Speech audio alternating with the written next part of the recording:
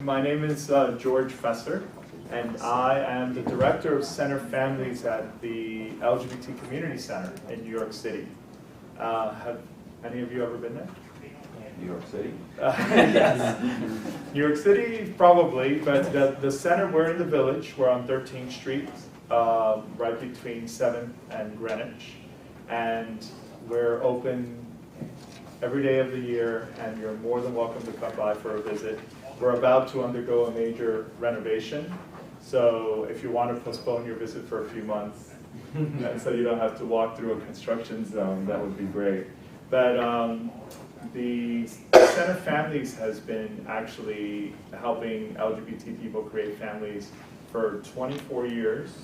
The program started originally as a group of LGBT parents that were just looking to connect with other parents around how to navigate the school system 24 years ago as a gay parent, what doctors were working well and pediatricians were working well with their children, what playgrounds were more gay-friendly than others.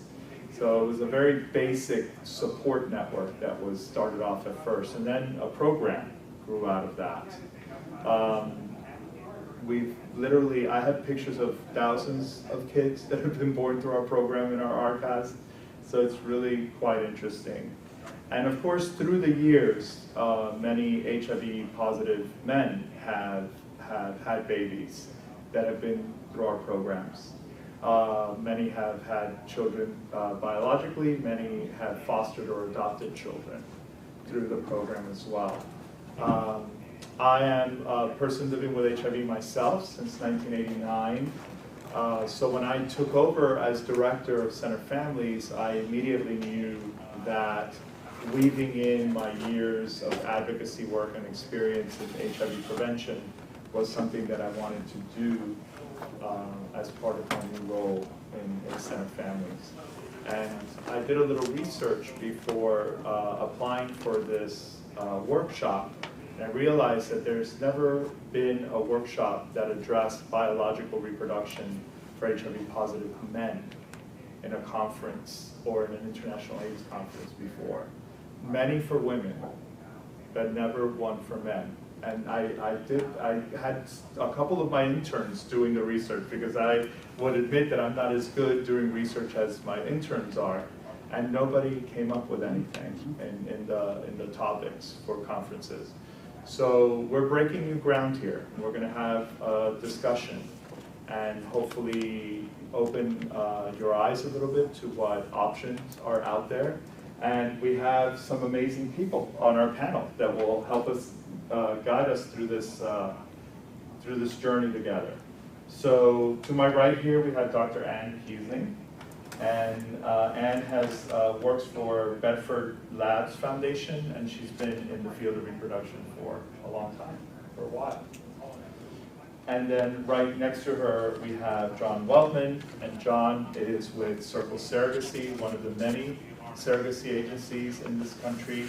And John and his company has had, how many families now, would you say? I'm trying to get the actual number, but I would say we probably have been having for the past few years about one new client a month.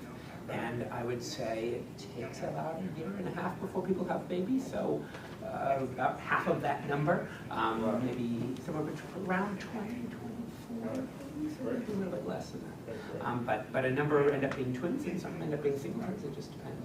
But we've been doing it on a quite regular basis, and it's growing. Just nice. And just disclosure, Circle Surrogacy is a supporter of Center Families, of our program, and we've done a lot of collaborations and workshops together over the years. And we consider Circle Surrogacy our friends and experts in the field, and that's why I invited them to attend, and they so graciously accepted. So, and then to John's right, we have Brian.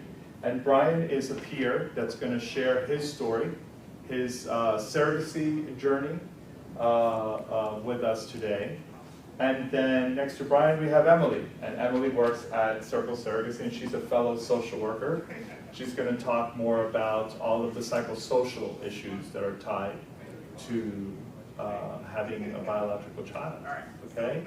So a couple of housekeeping items. We are taping this because we figured that a lot of really good information is going to be coming out of this talk, and John and Surrogacy has this great new website that they just launched, and they're thinking about putting it on there. We could put it on our website as well. If you guys are interested, you know, as the summit, we could put it on there as well, just so that many people would have access to the information, okay? Oh, we will turn it off before your questions. Yeah, we'll turn it off at the You guys can have the question. privacy of your questions without. Okay, so without further ado, why don't we just get started, and then we could, I could give them some information about center families later, okay? So do we start with Anne? The science. Let's start with the Makes science. sense. I'm happy to be here. The more important to this particular discussion is the fact that I was working on retroviruses before HIV was discovered. So in 1983, I had a friend down the hall when I was still at the medical school in Oregon come running down the hall saying, we think there is a sexually transmitted disease that causes immunosuppression. And would you please be able to assay semen specimens for this new, what we think is a retrovirus? So that's the dark ages, right? 1983. How many of you were born in 1983?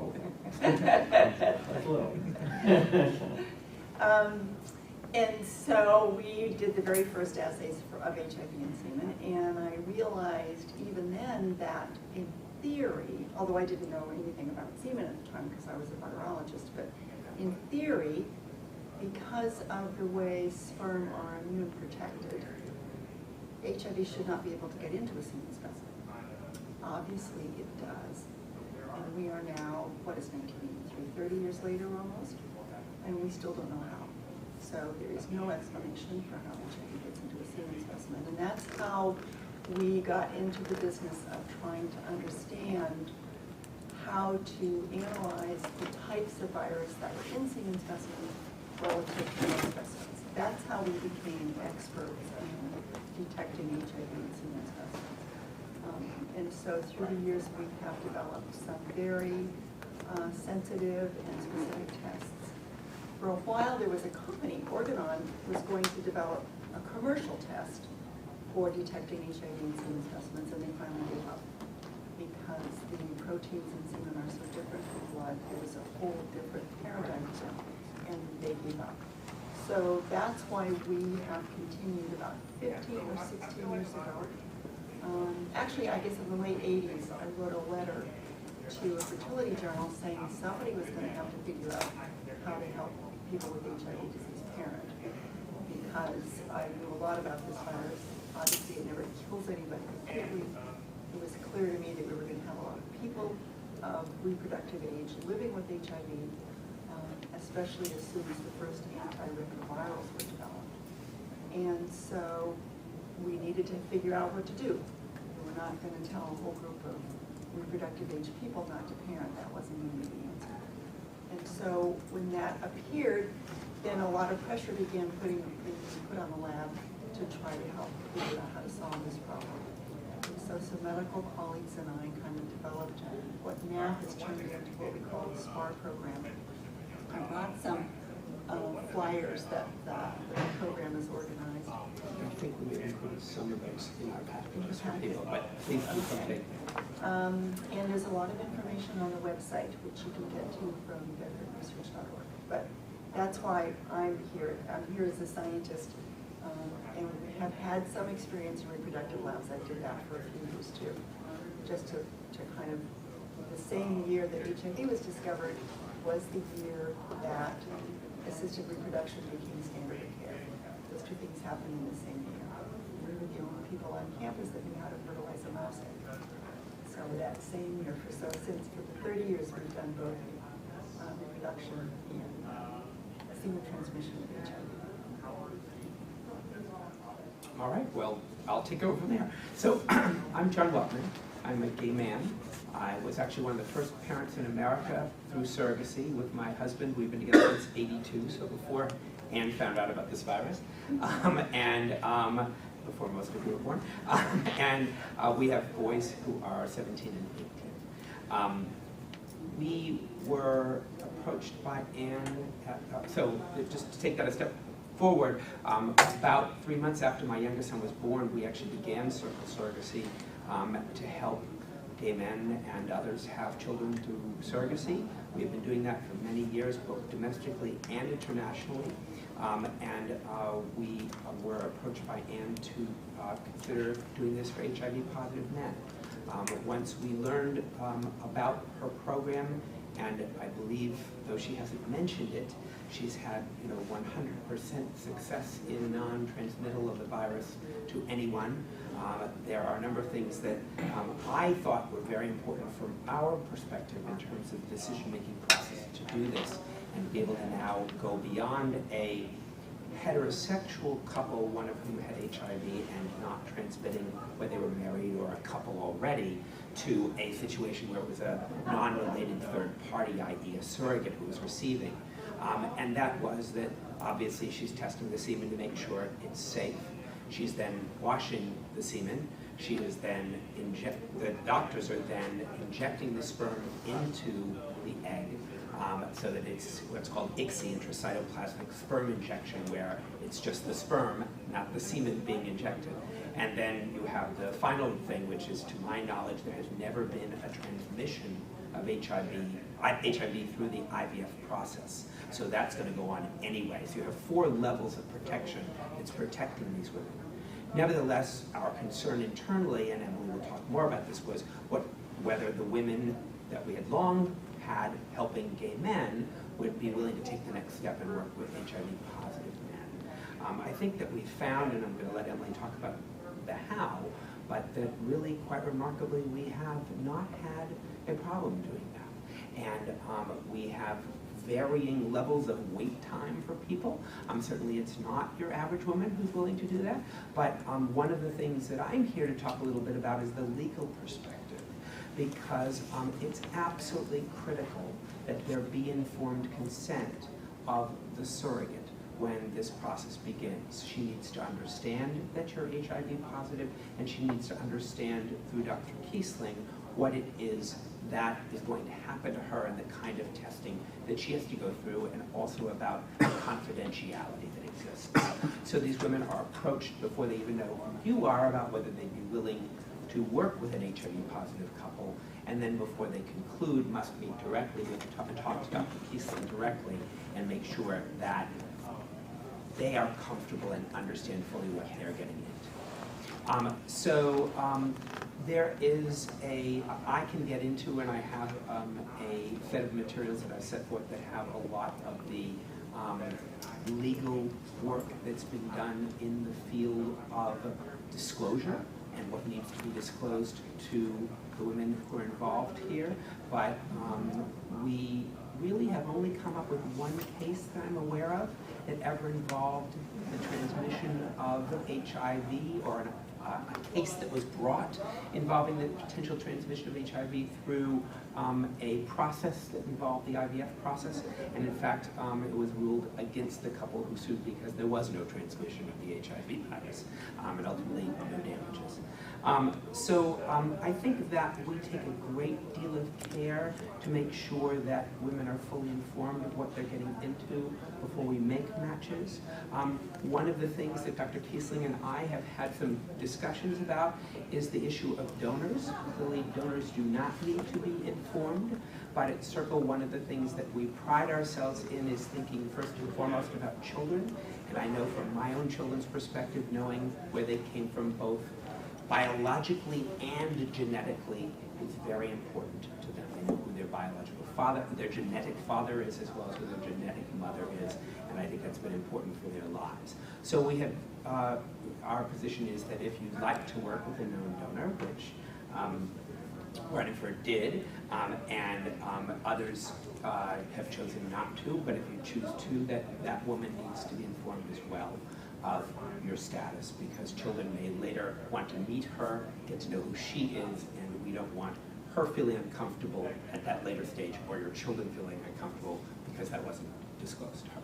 However, we have no problem either in an identified donation where you could actually meet the woman, but not necessarily, know her last names and addresses, or have an anonymous donation, which would not disclose that to her. Obviously, there's no disclosure requirement here because she's not actually having any product provided to her, but it's something we feel that is something we need to discuss with her. Interestingly, the majority of the men who come to Circle do choose to have a known donor. They think that's really important for the kids to be able to know where they came from and to be able to get to know that person later in life. And Emily can talk more about that. Our process really takes over from where Dr. Kiessling leaves off, in that once it's been determined that your semen can be used, then we're going to help you find a donor that's satisfactory to you and will work with you, help you find a clinic that will work with Dr. Kiessling and us to do this. And there are many. You'll be surprised at how many existing choices we have, but we have some favorites between us, and we'll probably steer you to 1, 2, or 3 of those. And then to find you a carrier who's comfortable working with you. Many of our carriers are women who have done this before, who understand what is involved in a surrogacy and an IVF, and even working with a gay couple, and feel very comfortable. I think that you can talk a little bit about your experience with that, but we then support you all the way through the process from the very beginning of trying the IVF and being successful. I think actually with one exception, all of our men have been successful the first try. Emily was saying she had someone who just transferred yesterday. So it's actually had a really, really great success rate with this process. It does not seem to have any negative impact at all on the sperm. So that's really terrific. I think everybody feels great about it, and we certainly do. So I'll be happy to answer some questions afterwards, but I just wanted to kind of give you a little bit of an overview. And I do have a memo here on the law, which I'd be happy to make copies of for this small group. There's a place to make copies, and otherwise you can just grab a card and I'll email it to you. Oh, I'll go first. Okay. So welcome everybody. I'm happy to be here as well. My role at Circle, and one of the things I do, I have a social work background, and I am one of the journey coordinators. And what we do is basically, as soon as people sign on to do a surrogacy journey, we will work with the individual or the couple and walk through the entire process. So we're part of the support team that you would get. We have multiple women who apply to be surrogates from all over the country, and we obviously can only work with the states where surrogacy is legal. But they go through the screening process, and all of the women that apply to Circle are given education and sort of a mini conference basically on the SPAR program and what it means. We want all women to be informed at that stage in the game as far as some of the science behind it, the medical information, and a lot of the women choose to get more information to see if they feel comfortable, if their partners feel comfortable with them proceeding in this process. And once they get to the point where they do, they and their spouse or their partner are comfortable with this, then we would then add that to the part of the screening process. So they would have a consult with Dr. Kiessling to get more information about this. I know one question I've gotten a lot from intended parents I work with, I think the fear out there is that women will choose not to be part of this program, and that certainly I think there's some stereotypes about where women might live or what backgrounds they might come from who would be open and willing to work with the SPAR program. And it's actually surprising that we have women from all over the place, from all over different backgrounds, religious backgrounds, very small town kind of women that you might not assume would be open and have a lot of experience with this are very excited to work with this program. So they get this further consultation with Dr. Kiessling, and then what we've done is we have people that we have identified as individuals or couples who want to do a surrogacy through the SPAR program, waiting for a SPAR surrogate. We tend to match. We obviously want to make sure we're making a safe legal match for couples or for individuals. But if we have a SPAR surrogate who's been screened and is ready to be matched with somebody, we're going to match a SPAR couple or individual ahead of somebody else on the line, because we take this program very seriously. We want to take advantage and really do a good job with the good surrogates we come through that are identified as being open to SPAR to be able to match them. So, for instance, if we have a number of women that apply to the program all at the same time, who are all open to far have had the education that they need for the program. We could match a bunch of people at once. Other times, if we don't have women coming through, you know, maybe a little bit of a delay in the match time, but we sort of prepare you for that as part of the consultation process. From a social work perspective, I think what we want to do at Circle, we are very big on the sort of open and honest relationship, and we do, as part of the consultation process, we get to know you. We do want to know that, you know, in general, who in your community are you out to? We want to make sure you have a support system to become a parent, that you have people that, either family or friends, that are supporting your wanting to be dads, and looking at, we don't want somebody to come through our program necessarily who hasn't spoken about this with anybody. Because again, as you probably know, being a parent is a lot of work. It's exciting, but it is a lot of work. We want to make sure that you have somebody in your life that's there to support you, to help you negotiate some of the things about becoming dads. So as part of that, we also then want to, though we're not dictating this in any way, we want to know also who might know of your HIV status, who's involved in your life. Again, purely for support reason. There's no other reason except making sure that the people around you are there to support you and as you make decisions going forward. I think that obviously when you get matched with a potential surrogate, she's going to know that she's being matched with a couple where one or both, or an individual that's living with HIV. And we're going to help sort of support her and her partner also through this process. But it really does, in almost all circumstances, become almost a non-issue. I think it's that through the matching process, it's something that might be discussed, but once the match takes place, most, I don't know, you can talk about your experience maybe, but most couples, I think, just move on into the general surrogacy IVF process. It's not something where the status is really ever discussed. I have